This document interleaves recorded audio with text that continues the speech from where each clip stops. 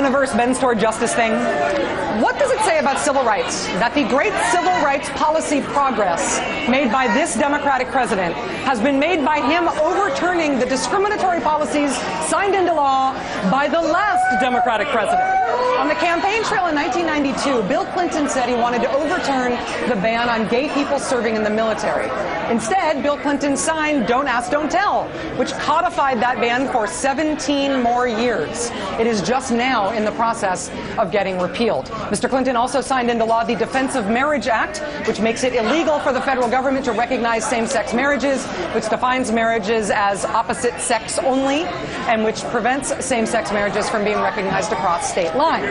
So anybody in a same-sex couple who's allowed to get married in one state, say Massachusetts or Iowa, cannot have that marriage recognized in any other state. If you're straight and you get married in New Jersey, you are also married, say, in Kansas. But if you're gay, your rights kick in and out like cell phone roaming charges while you cross state lines. Thanks, President Clinton. But now today, the Obama administration announced in a letter to the Speaker of the House that it would no longer defend that law. It will no longer defend the Defense of Marriage Act in court. Now, DOMA is still law of the land. It still precludes same-sex couples from enjoying 1,138 federal rights and responsibilities that are enjoyed by opposite-sex couples. But from now on, when that law is challenged in court, the government, the Justice Department, will no longer defend it, will no longer argue that it is constitutional.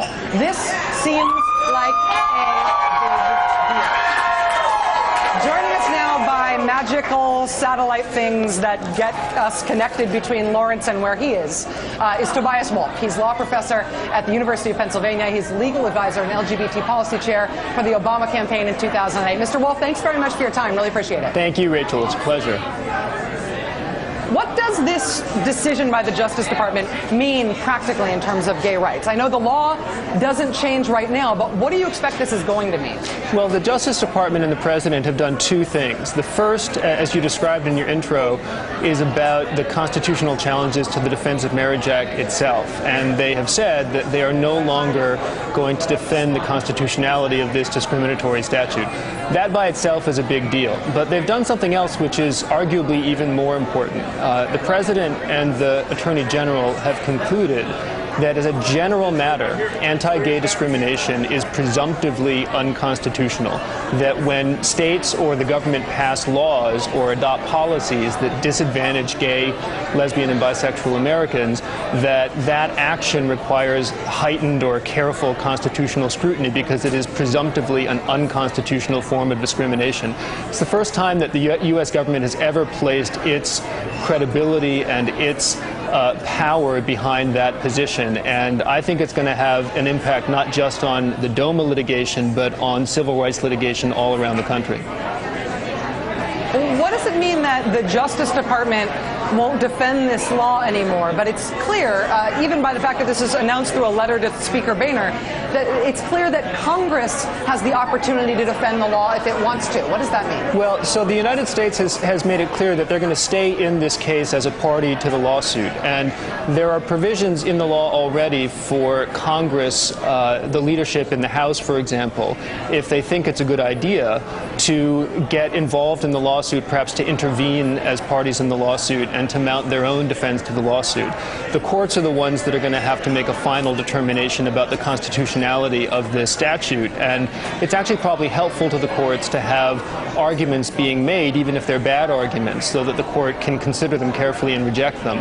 But the practical impact of the U.S. government placing its prestige behind the proposition that gay people cannot be made second-class citizens under our Constitution, it's difficult to overstate. I think it's really going to change the tenor and perhaps also the outcome of these pending lawsuits.